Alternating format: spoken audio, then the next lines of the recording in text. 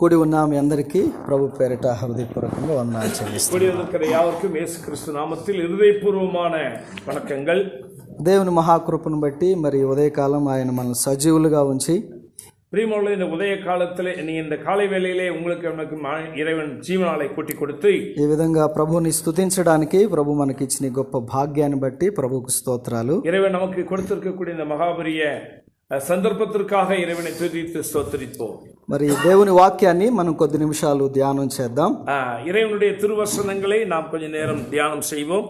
ఇర్మియా గ్రంథము எரேமியா தீர்க்க தரிசன புஸ்தகம் 35వ అధ్యాయము 35వ அதிகாரம் 12వ వచనం నుండి 14వ వచనాలు. 12వ వచనத்திலிருந்து వాసియంగలే. యెహోవా ఇర్మియాకు ప్రత్యక్షమై ఇలా సెలవిచ్చాను. ఇజ్రాయెల్ దేవుడు యెహోవా సెలవిచ్చినదేమనగా, నీవు వెళ్ళి యోధా వారికి యెరూషలేము నివాసులకు నీ మాట ప్రకటింపము. యెహోవా వాక్కు ఇదే, మీరు శిక్షకు లోబడి నా మాటలను ఆలకింపరా? ఇదే యెహోవా వాక్కు. ద్రాక్షరసము త్రాగవద్దని రేకాబు కుమారుడైన యెహోనాదాబు తన కుమారులకు ఆజ్ఞాపించిన మాటలు స్థిరముగా ఉన్నవి. నేటి వరకు తమ పితరుని ఆజ్ఞకు విధేయులై వారు ద్రాక్షరసము త్రాగుకున్నారు. అయితే నేను పెందల కాడ లేచి మీతో బహు శ్రద్ధగా మాట్లాడినను మీరు నా మాట వినుకున్నారు. మరియు పెందల కాడ లేచి ప్రవక్తలైన సేవకులందరినీ చాలు ఓకే. నేటి వరకు తమ పితరుని ఆజ్ఞకు విధేయులై, பிரியமானவர்களே, கடந்த காலங்களிலே நம்முடைய பிதாக்களுக்கு அனுமதிக்கப்பட்டதான அந்த காரியங்களிலே వారు ద్రాక్షారసము త్రాగకున్నారు. பிரியமானவர்களே, அவர்கள் திராட்சை ரசத்தை அவர்கள் பானம் பண்ணவில்லை. అయితే మీరు నేను పెందల కడలేచి మీతో శ్రద్ధగా మాట్లాడినను నా మాట వినకున్నారు. దైవ గ్రంథంలో మనం చదువుకున్నటువంటి లేఖన భాగంలో నుండి தேவனுடைய வார்த்தைகளிலே நாம் பார்க்கும் பொழுது ఈ 35వ అధ్యాయంలో இந்த 35வது அத்தியாயத்திலே రెండు భాగాలుగా మనం దీన్ని జ్ఞాపకం చేసుకోవచ్చు. இரண்டு பெரும் பகுதியாக நாம் பிரித்து பார்க்கலாம். మొదటి వచనం నుండి 11 వచనాల వరకు 1 to 11 மட்டும் ஒரு பகுதியாகவும், ఒక భాగం ஒரு பகுதியாகவும், రెండవది 12వ వచనం నుండి 19 వచనాల వరకు రెండవ భాగం, 12ஆம் வாக்கியத்திலிருந்து 19ஆம் வாக்கியம் மட்டும் இரண்டாவது பகுதியாக பார்க்கலாம். రెండు రకాల జనాంగాలను గూర్చి ఇక్కడ మనం గమనించగలుగుతాం. இங்கு இரண்டு விதமான மக்களினுடைய குழுவை குறித்து நாம் பார்க்கலாம். ఒకటి రేకాబీయులు అనబడినటువంటి జనాంగం, ரேகாபிலே இருக்கக்கூடிய ஒரு விதமான ஜனங்களையும், రెండవది యూదా ప్రజలను గూర్చినటువంటి సందర్భం. இரண்டாவது பகுதியாக பார்க்கும்போது யூதா ஜனங்களை குறித்து இங்கு பார்க்கிறோம். ఇందులో మనకు కనబడే ప్రధానమైన అంశం ఏమంటే, இங்கு நாம் பார்க்க வேண்டியதான மிக பிரதானமான காரியம் என்னவென்றால், విధేయత చూపించినటువంటి ప్రజలు, கீழ்ப்படிதலுக்கு உட்பட்டதான மக்கள், అవిధేయతను కనబరిచిన ప్రజలు, கீழ்ப்படியாமையின் பிள்ளைகள். రేకాబీయుల యొక్క విధేయతను గూర్చి இந்த ரேகாபியத்தினுடைய பிள்ளைகள் என்ன செய்தார்கள், అలాగే యూదా వారి యొక్క అవిధేయతను గూర్చి ఈ భాగంలో మనం చూస్తాం. இங்கு யூதாவுடைய கீழ்ப்படியாமை குறித்து பார்க்கிறோம். రేకాబీయులు అనబడిన వారు ரேகாபியர்கள் என்று அழைக்கப்படுகிறவர்கள் ఇశ్రాయేలీలో ఉన్న 12 గోత్రాలలో ఏ గోత్రానికి చెందిన వారు కారు. இஸ்ரவேலிலே காணப்படுகிற 12 கோத்திரத்துக்கு உட்பட்டவர்கள் ஒருத்தரும் அல்ல. అయితే వీరు అబ్రహాము భార్య అయిన రెండవ భార్య అయినటువంటి కెతూరా సంతతి వారికి చెందినవారు. ஆனால் ஆபிரகாமுடைய சந்ததிக்குட்பட்டதான இரண்டாவது மனைவியாய் மூன்றாம் மனைவியார் கூட கேத்துராளுக்கு உடன்பட்ட அந்த சந்ததியில் வந்தவர்கள். అయితే ఈ భాగంలో మనం గమనించే ప్రధానమైనటువంటి సంగతి ఏమంటే, இந்த பகுதியில் நாம் பார்க்கப்படுகிறதான மிக பிரதானமான காரியம் என்னவென்றால், యూదా వారికి బుద్ధి చెప్పడానికి, யூத ஜனங்களுக்கு புத்தி சொல்லக்கூடிய அளவிலே రేకాబీయులను ఆదర్శంగా మాదిరిగా చూపిస్తున్నాడు. இங்கு ஆண்டவர் ரேகாபியர்களுக்கு ஒரு மார்கதர்சியாக, ஒரு பிரத்யட்சமாக இங்கு காண்பிக்கிறார். ద్రాక్షరసము వారి ఎదుట ఉంచి దీనిని మీరు తాగండి అని చెప్పినప్పుడు, ద్రాక్షరసத்தை அவர்கள் முன்பாக கர்த்தர் கொண்டு வந்து காண்பித்து, వారు ప్రవక్త అయినటువంటి ఇర్మియాతో ఈ విధంగా చెప్తున్నారు. அங்கே தீர்க்கதரிசியா இருக்கக்கூடிய எரேமியாவின் தீர்க்கதரிசி அங்க ஆண்டவருக்கு அங்க காண்பிக்கிறார். మా పితరుడైన రేకాబు కుమారుడైన యెహోనాదాబు, அங்க பார்க்கும்போது எங்களுடைய பிதாக்கள் யோனாதாபினுடைய காரியங்களை பார்க்கும்போது మాకు ఆజ్ఞాపించినటువంటి సంగతిని எங்களுடைய பிதாக்கள் ரேகாபியானவர்கள் சொல்கிறார்கள், எங்களுடைய முற்பிதாக்களுடைய முன்பாக మేము మానక మరువక పాటిస్తున్నాము. அதை ஒரு தினமும் நாங்கள் மறந்ததும் இல்லை, எப்பவுமே கை கொள்ளாமல் போனதும் இல்லை என்று சொல்கிறார். 35వ అధ్యాయం 7వ వచనం ఇలాగుంటది. இங்க 35ஆம் அத்தியாயம் 7ஆம் வாக்கியத்தில் என்ன சொல்லப்பட்டிருக்கிறது? 6వ వచనం 6வது வாக்கியம். அதற்கு அவர்கள், நாங்கள் திராட்சை ரசம் குடிக்கிறதில்லை, ஏனென்றால் ரேகாபின் குமாரனாய எங்களுடைய தகப்பன் யோனதாப் நீங்கள் பரதேசிகளாய் தங்குகிற தேசத்தில் நீடித்திருக்கும்படிக்கு நீங்களும் உங்கள் பிள்ளைகளும் என்றென்றைக்கும் திராட்சை ரசம் குடியாமலும் வீட்டை கட்டாமலும் விதையை விதையாமலும் திராட்சை தோட்டத்தை நாட்டாமலும் அதை கையாளாமலும் உங்களுடைய எல்லா நாட்களிலும் கூடாரங்களிலே குடியிருப்பீர்களா என்று எங்களுக்கு கட்டளையிட்டார். మా పితరుడైన యెహోనాదాబు మాకు ఆజ్ఞాపించినట్లుగా మేము ద్రాక్షరసము త్రాగము. எங்களுடைய பிதாவாகிய ரேகாப்தான் அவர்கள் கட்டளையிட்ட பிரகாரமாக நாங்கள் திராட்சரசத்தை அருந்த மாட்டோம். వారు ఈ విషయంలో ఎంత ఖచ్చితమైనటువంటి నిర్ణయాన్ని కలిగి ఉన్నారో అనే సంగతిని దేవుడు బయలుపరుస్తున్నాడు. அவங்களுடைய முற்பிதாக்களுக்கு கீழ்ப்படிந்து எவ்வளவு கனகச்சிதமாக கீழ்ப்படுகிறார்கள்.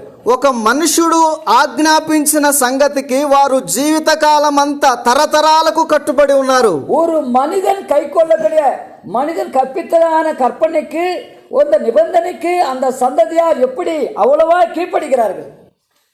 9వ వచనంలో మా తండ్రి అయిన యెహోనాదాబు, ஆனா 9ஆம் வாக்கியத்தில் எங்கள் பிதாக்களாக இருக்கக்கூடிய யோனாதாபின் మాకు ఆజ్ఞాపించిన సమస్తమును బట్టి எங்களுக்கு ஆக்கினையிட்டு சொல்லப்பட்ட சகல நிபந்தனைகளிலும் మేము విధేయులగునట్లుగా நாங்கள் కీழ்పడి உள்ளவர்களாகி, అవును, మా పితరుడు మాకు ఆజ్ఞాపించిన దానికి మేము విధేయులమయ్యాం. எங்களுடைய பிதாக்கள் கட்டளையிட்டு பிரகாரம் கை கொள்ளும்படியாகவே ఈ వారి యొక్క జీవిత పాఠాన్ని அவருடைய வாழ்நாளே கை கொள்றதான பாடம் ఇప్పుడు దేవుడు ఇర్మియాతో అంటున్నాడు, నువ్వు యూదా ప్రజలకు చెప్పు. ஓ எரேமியா தீர்க்கதரிசி, இந்த யூதா ஜனங்களுக்கு அவர்கள் எப்படி அந்நியர்களா இருந்தாலும் இப்படிப்பட்ட காரியத்திலே கை கொள்கிறார்களே, இது யூதா ஜனங்களுக்கு அறிவி என்று சொல்கிறார். 13వ వచనంలో 13வது వాక్యத்திலே ఇర్మియాతో దేవుడు చెప్తున్నాడు, தேவன் சொல்லுகிறார், నీవు వెళ్ళి நீங்க சென்று యూదా వారికి யூதா மக்களுக்கு యెరూషలేము నివాసులకును యెరూషలేమిலே వాసం ఈ మాట ప్రకటింపుము. இந்த வார்த்தையை அறிவையா. ఏమని? ఇదిగో ద్రాక్షరసం తాగకూడదని రేకాబు తమ వంశము వారికి తెలియజేశాడు. ஐயா, ரேகாபியர்கள் எப்படி தம்முடைய சந்ததியாருக்கு நீங்கள் என்னைக்குமே மது அருந்த கூடாது, திராட்சரசம் பருக்கூடாதுன்னு சொன்னாரோ, వారు ఆ మాటలో స్థిరంగా ఉన్నారు. அவர்கள் மிக கனகச்சிதமாக ஸ்திரப்பட்டு இருக்கிறார்களே. నేటి వరకు వారు తమ పితరులకు విధేయులయ్యారు. நேற்று மட்டும் அவருடைய சொந்த பிதாக்கள் கை கொள்ளும்படியான வார்த்தைகளை கீழ்ப்படுகிறார்களே. అయితే ప్రభు అంటున్నాడు, ஆனா அங்க கர்த்தர் சொல்லுகிறார், మీరు నా మాట వినకుండా ఉన్నారు. ஆனா நீங்கள் கர்த்தர் சொல்லுகிறார், நீங்களோ என்னுடைய வார்த்தைக்கு கீழ்ப்படுகிறதில்லை. పెందలకడనే వేకువనే ప్రవక్తలను మీ దగ్గరకు పంపించి அதிகாலையில இருட்டோടെ தேவனுடைய தீர்க்கதரிசி உங்களுக்கு முன்பாக அனுப்பி మీతో నేను బహు శ్రద్ధగా మాట్లాడాను, மிக சிரத்தையோடு கூட பேசுகிறேன். అయితే మీరు నా మాట వినలేదు. ஆனால் நீங்களோ கீழ்ப்படுகிறதில்லை, கேட்கிறதில்லை. నా మాటకు మీరు విధేయత చూపించడం లేదు. వార్తకి కీழ்పడిகிறதே கிடையாது అని దేవుడు ఇశ్రాయేలు ప్రజలతో రేకాబీయులను దృష్టాంతరంగా ఉంచి మాట్లాడుతున్నాడు. இஸ்ரவேல் ஜனங்களுக்கு முன்மாதிரியாக கூடிய ரேகாபியர்களுடைய சந்ததியை பார்த்து அவர்கள் கைக்கொள்ற கீழ்ப்படுகிறதான வார்த்தைகளை, காரியங்களை கர்த்தர் సాదృశ్యமாக ஒரு முன்னேற்பாடாக ஒரு காட்சி பொருளாக இங்கு காண்பித்து காண்பிக்கிறார். ప్రియులారా, దేవుడు మన దగ్గర నుంచి ఆశించేది ఏమిటంటే, ஓ கர்த்தருக்குள் அருமையான தேவ ஜனமே, நம்மிடத்தில் கர்த்தர் எதிர்பார்க்கிற காரியம் என்னவென்றால், ఆయన మాటకు మనం విధేయులైన పిల్లలుగా ఉండాలి. நாம் கீழ்ப்படிந்தால் போதும் ஐயா. ఇదిగో ఆ పితృ పారంపర్యమైన వ్యర్థమైన ఆచారాలకు లోబడుతున్నారు కానీ నాడు ప్రజలు இன்றைய தினத்திலே முற்பிதாக்களுடைய வார்த்தைகள் விரதமான காரியங்களுக்கு தான் கீழ்ப்படிந்து கொண்டிருக்கிறார். దేవుని ఆజ్ఞకు విధేయత చూపించేవారు లేకపోయారు. కట్టளைకి కీழ்పడినవர்கள் இல்லையே. ఇశ్రాయేలులు మాటి మాటికి అవిధేయులైతూ వచ్చారు. இஸ்ரவேல் ஜனங்களோ ஒவ்வொரு வார்த்தைக்கும் கீழ்ப்படியாமலே இருக்கிறார்கள். అయితే ఉదయకాలం இந்த காலை நேரத்தில் ఈ భాగంలో నుంచి మనం నేర్చుకునే ఆధ్యాత్మికమైన పాఠం இந்த காலை வேளையிலே அந்த தியான நேரத்திலே ஆண்டவர் நம்மிடத்திலே கற்றுக்கொள்ளக்கூடிய காரியம் என்னவென்றால், దేవుడు మన దగ్గర నుంచి ఏం ఆశిస్తున్నాడు? நம்மிடத்திலிருந்து தேவன் என்ன காரியத்தை எதிர்பார்க்கிறார்? రేఖాబీయులైన వాళ్ళు తమ పితరుని మాటకు విధేయత చూపిస్తే, ரேகாபியருடைய முற்பிதாக்கள் அவருடைய சந்ததியார் முற்பிதாக்களுடைய வார்த்தைக்கு அப்படியே கீழ்ப்படுகிறார்களே. ఒక మనిషి మాటకు వారు విధేయత చూపించి వారు ఎంత స్థిరంగా ఉన్నారు ఆ మాట విషయంలో. மனிதனுடைய வார்த்தைக்கு அவருடைய சந்ததியார் அவ்வளவாக கீழ்ப்படிந்து அப்படியே கை கொள்கிறார்களே. అయితే సృష్టికర్త అయినటువంటి దేవుడు, சர்வத்தையும் உண்டாக்கினதான சர்வ சிருஷ்டி கர்த்தராக இருக்கக்கூடிய நம்முடைய தேவனாக கர்த்தர், ఆయన మాటకు మనము లేక ఆయన ఆజ్ఞకు విధేయత చూపాలని కోరుతున్నాడు. கீழ்ப்படுதலுக்கு அவருடைய கட்டளைக்கு நாம் சற்றாகிலும் கீழ்ப்படுகிறோமா? ఏమిటి దేవుని ఆజ్ఞ? என்ன ஆண்டவருடைய அவருடைய கீழ்ப்படுதல் கட்டளை என்னவென்றால், బైబిల్ గ్రంథంలో చాలా రకాలైన ఆజ్ఞలు కట్టడలను దేవుడు నియమించాడు. பரிசுத்த வேதாகமத்தில் எத்தனையோ அருமையான கட்டளைகளின் கீழ்ப்படுதலை கர்த்தர் கற்றுக் கொடுத்திருக்கிறார். వాటన్నిటిని ఒక్క మాటలో చెప్పాలంటే, அவை அத்தனை ஒரே ஒரு வார்த்தையில சொல்லுவோமே ஆகில், ప్రేమించండి అనే ఒక్క ఆజ్ఞతో వాటన్నిటిని ముడిపెట్టాడు. நீங்கள் அன்பு கூறுங்கள் என்ற ஒரே ஒரு கீழ்ப்படிய கட்டளையை ஆண்டவர் கை கொள்ள மாட்டார். అవును, దేవుడు ఇచ్చిన 10 ఆజ్ఞల్లో தேவன் கொடுத்திருக்கிற 10 கட்டளைகளிலே ప్రేమ అనే ఒక పెద్ద అంశం, గొప్ప అంశం అందులో ఇమిడి ఉంది. அங்கு அன்பு என்று கூடிய அழைக்கக்கூடியதான ஒரே ஒரு பிரதானமான ஒரு அம்சமாக மிக முக்கியமானதாக கர்த்தர் வைத்திருக்கிறார். మొదటి 4 ఆజ్ఞలు నీ దేవుణ్ణి ప్రేమించు. முதலாவது சொல்லப்பட்ட 4 கட்டளைகளிலே முதலாவது தேவனை நீ தேவனிடத்தில் அன்பு கூறு.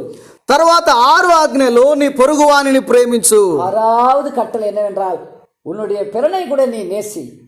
అవును, தேவனிடத்தில் அன்பு கூறு.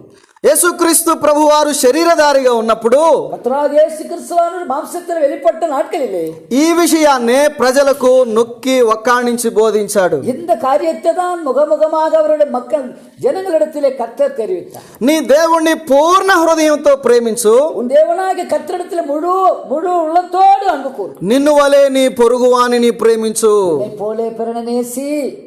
అవును, ఈ గొప్ప ఆజ్ఞను దేవుడు మనకిచ్చాడు. இந்த மிகப்பெரிய கட்டளையை கர்த்தர் நமக்கு கொடுத்திருக்கிறார். దేవుణ్ణి ప్రేమించేవాడు தேவனிடத்திலே அன்பு பாராட்டுகிறவன் ఖచ్చితంగా పొరుగువానిని కూడా ప్రేమిస్తాడు. நிச்சயமா சத்தியமா பிறனை அவன் நேசிப்பான். యోహాను రాసినటువంటి మొదటి పత్రికలో யோவான் எழுதின நற்செய்தி நூல் 1ஆம் அத்தியாயம் 4వ అధ్యాయము, 4ஆம் అధ్యాయం మొదటి పత్రిక 4వ అధ్యాయం 1 யோவான் அதிகாரம் 4வது 19వ వచనం నుండి చూద్దాం. 19వ వచనத்திலிருந்து, ఆయనే మొదట మనలను ప్రేమించెను, ఆయనే మొదట మనల్ని ప్రేమించెను.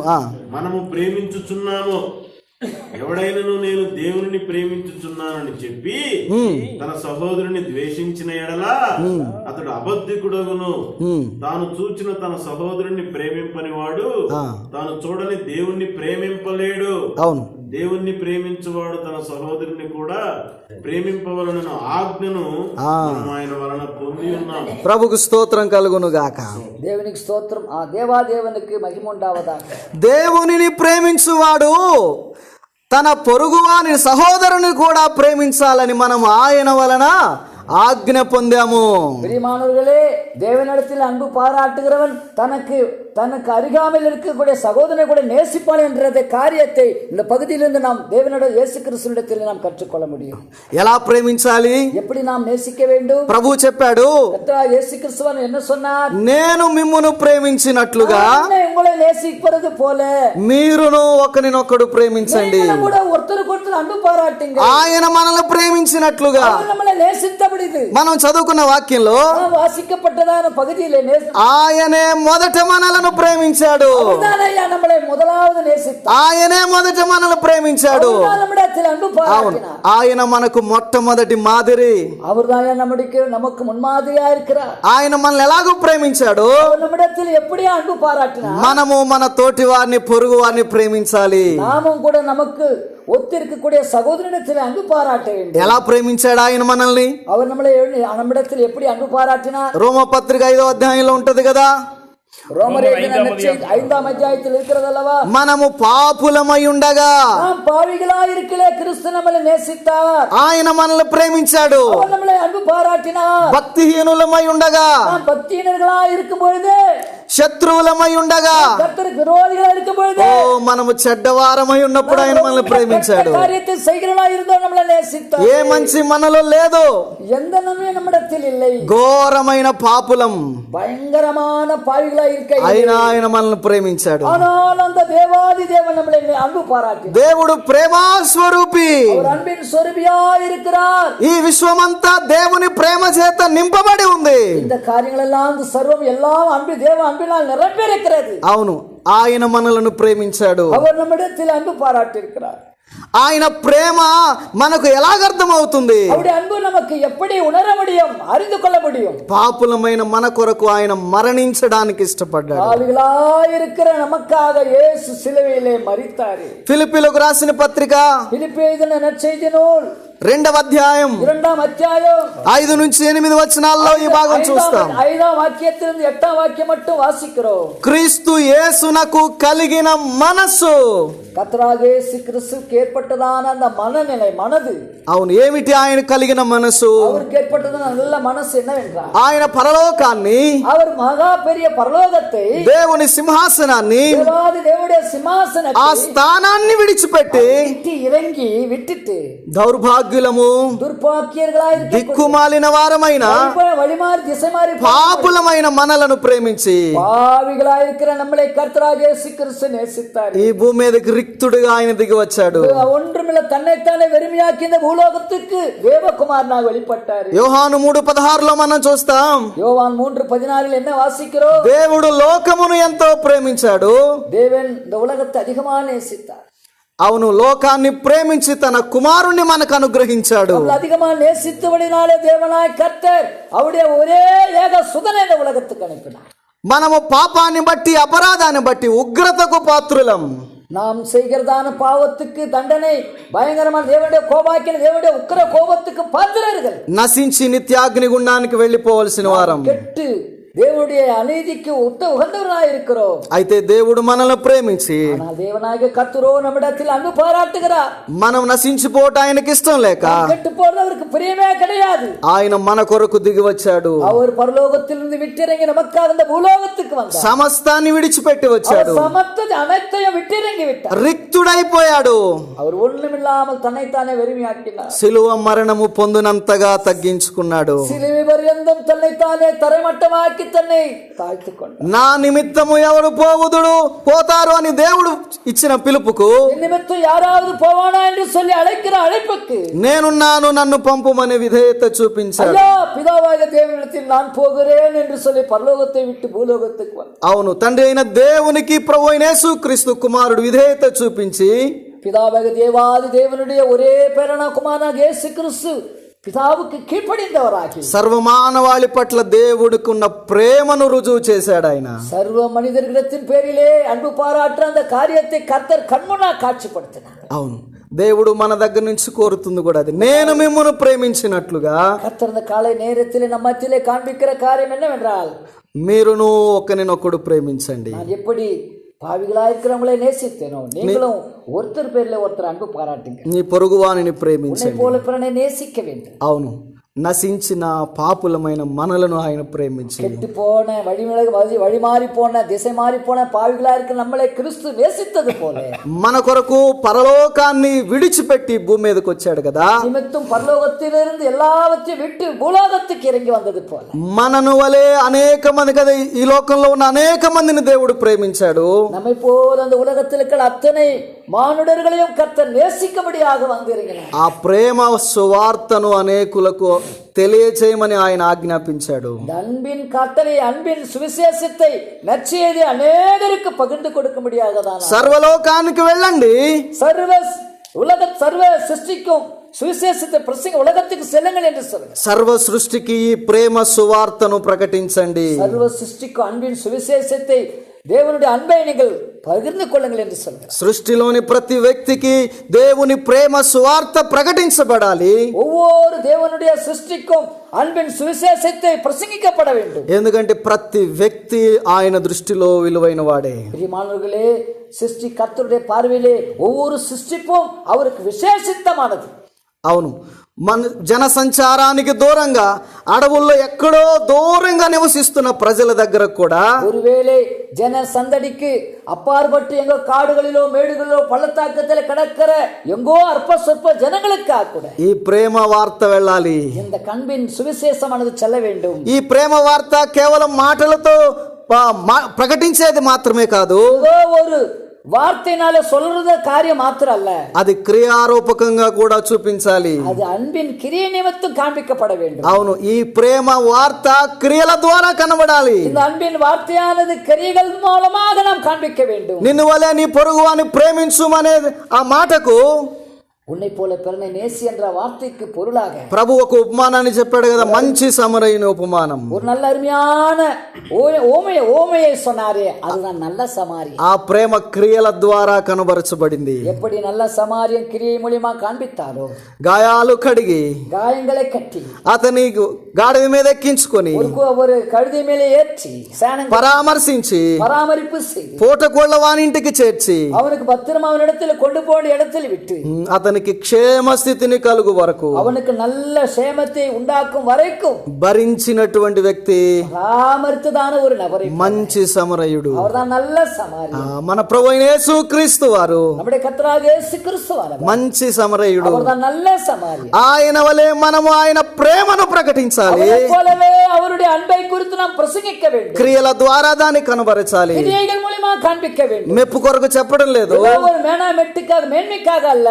ఇక్కడికి వచ్చిన తర్వాత ఈ పరిచర్యను చూసినప్పుడు இங்கு வந்து நாம் பார்க்கும் அந்த ஊழியத்தை காணும்போது బాలమురుగన్ అంకుల్ గారు చేసిన ఈ పరిచర్యను చూస్తే தாசர் தேவனுடைய மனுஷர் பாலமுருக ஐயாவை காரியங்களை பார்க்கும் ఈ ప్రేమ సువార్త இங்கு தேவனுடைய அன்பின் சுவிசேஷம் క్రియల ద్వారా అనేక మందికి చేరింది. இது கிரியை மூலமா அநேக இந்த அடவி பயங்கரமான காடு ஆதிவாசிகள் மக்கள் மத்தியிலே அன்பின் சுவிசேஷத்தை கிரியை மூலமா காண்பித்திருக்கிறார். దేవుడు మనల్ని ప్రేమించి தேவாதி தேவன் நம்மளை நேசித்தது, సర్వ ఆ వైభవాన్ని విడిచిపెట్టి சர்வ வைபவத்தையும் எல்லாம் ரிக்துடிகா விட்டு రిక్తుడిగా మన దగ్గరకు వచ్చాడు. தன்னைத்தானே வெறுமையாக்கி అవును, సుఖభోగాల్ని విడిచిపెట్టి சுகபோகத்தை సౌకర్యాలను విడిచిపెట్టి சௌகரியங்களை விட்டு అసౌకర్యమైన పరిస్థితుల్లో కూడా எந்த வசதி வாய்ப்புகள் இல்லாத இருக்கிற பொழுதும் கூட ఆదివాసీలను ప్రేమించి ஆதிவாசி மக்களை அன்பு பாராட்டி ఓ దేవుడు వారిని కూడా ప్రేమిస్తున్నాడని அவர்களை கூட கர்த்தர் நேசிக்கிறார் என்ற காட்சியை காட்சிப்படுத்தினார். ప్రభు అయిన యేసుక్రీస్తు చూపిన మాదిరిని బట్టి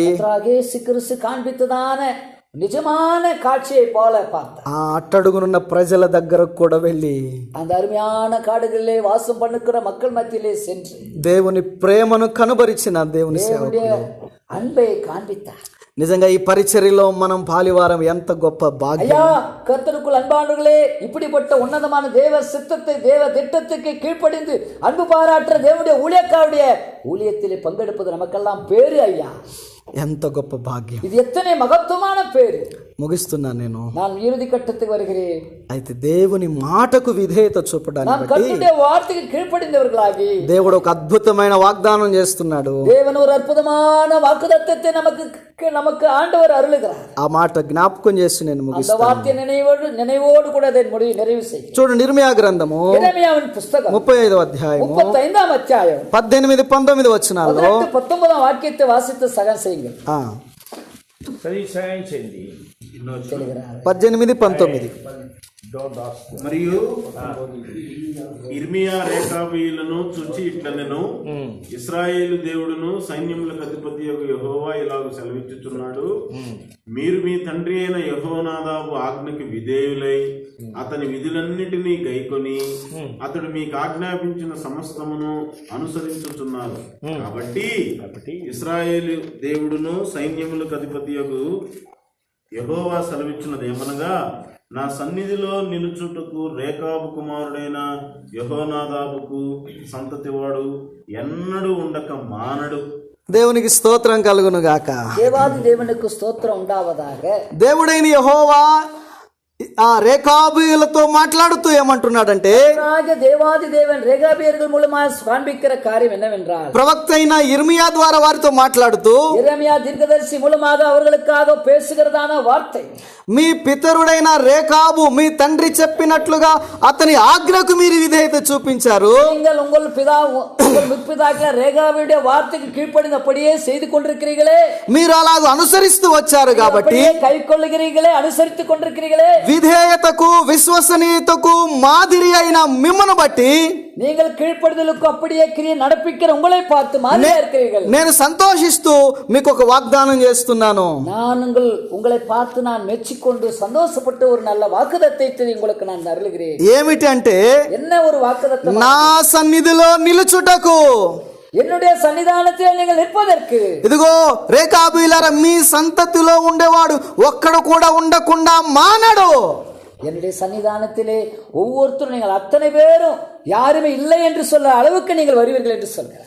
అంటే నా సన్నిధానములో నిలిచేటువంటి భాగ్యాన్ని నేను అనుగ్రహిస్తున్నాను. அப்படியானால் கர்த்தருடைய சன்னிதானத்திலே காணப்படுகிற அந்த பாக்கியத்தை இந்த ரேகாபியர்கள் கர்த்தர் அருகிறார். దేవుని సన్నిధిలో నిలిచి ఉండే ఆ గొప్ప భాగ్యాన్ని దేవుడు అనుగ్రహించాడు. சன்னிதானத்திலே காணப்படுகிறதான மகாபெரிதான பாக்கியத்தை கர்த்தர் அருகிறார். దేవుని ఆజ్ఞకు విధేయత చూపించిన వాడు கர்த்தருடைய கட்டளைக்கு கீழ்ப்படிந்தவர்களானவர் దేవుని సన్నిధానంలో ధైర్యంగా నిలబడగలుగుతాడు. సన్నిధానத்திலே ధైర్యத்தோடு కాணப்படலாம். అవును, ఆయన చెప్తున్నాడు, బలా నమ్మకమైన మంచి దాసుడా. ఓ కర్తరుకుల్ మిகவும் విశ్వాసத்தோடு இருக்கக்கூடிய విశ్వాసి. ఎవరిని గురించి చెప్పాడు ఈ మాట?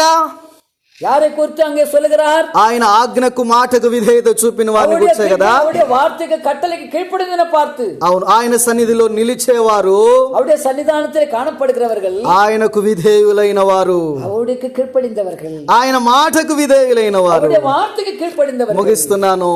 ఎవరు ఆయన మాటకు విధేయులవుతారు? யாரெல்லாம் கர்த்தருடைய வார்த்தைக்கு கீழ்ப்படிகிறவர்கள், ఆయన ఆజ్ఞకు విధేయులయ్యే వారెవరు? அவருடைய ஆக்கினைக்கு அவருடைய கட்டளைக்கு கீழ்ப்படிந்தவர்களா இருக்கிறார். యోహాను సువార్త 14వ అధ్యాయంలో யோவான் 14ஆம் அத்தியாயத்தில் ప్రభువు యేసుక్రీస్తు వారు ఇలాగంటారు, இயேசு கிறிஸ்துவானவர் இப்படியா சொல்கிறார், ఒకడు నన్ను ప్రేమించిన ఎడల ஒருவன் என்னிடத்தில் அன்பு பாராட்டுகிறவனானால் వాడు నా ఆజ్ఞలు గైకొంటాడు. அவன் என்னுடைய கட்டளையை கைக்கொள்கிறான். నన్ను ప్రేమించేవాడు என்னை நேசிக்கிறவன் నా మాట గైకొంటాడు. என்னுடைய வார்த்தையை கைக்கொள்கிறான். అవును, దేవుని ప్రేమించే వారమైతే தேவனை நேசிக்கிறவனானால் దేవుని మాటకు ఆజ్ఞకు విధేయత தேவனுடைய చూపిస్తాం. வார்த்தைக்கு கட்டளைக்கு கீழ்ப்படிந்தவனாக இருப்பான். దేవుని ఆజ్ఞలకు విధేయత చూపించి లోబడితే கர்த்தருடைய வார்த்தைக்கு கீழ்ப்படிந்து அதை கைக்கொள்ளும் பொழுது ఆయన సన్నిధిలో నిలిచే భాగ్యాన్ని அவருடைய దేవుడిస్తాడు. சன்னிதானத்தில் இருக்கக்கூடிய அந்த மகா பெரிய பேரு உனக்கு. ఇదిగో ఇక్కడ ఈ భూలోకములో ఆయన సన్నిధానంలో, இந்த உலகத்திலே பூலோகத்திலே அவருடைய சன்னிதானம், పరలోకములో ఆయన ఎదుట, பரலோக ராஜ்யத்திலே கூட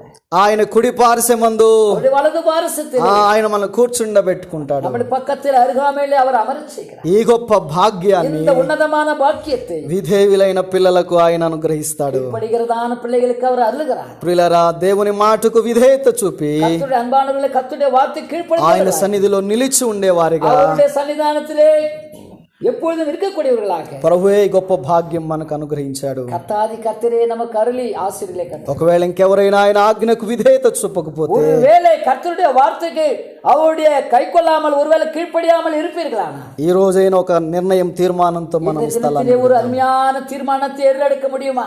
ప్రభు ఈ తలంపులు మన వినికిడిలో దీవించును గాక. நாம் இந்த எண்ணத்தோ இந்த கர்த்தர் ஆசீர்வதிப்பாராக. ఆమేన్.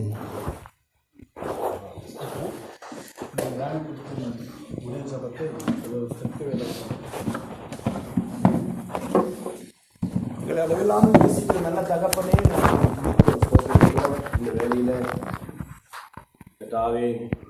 ஒப்பில்லாமல் நேசிக்கிற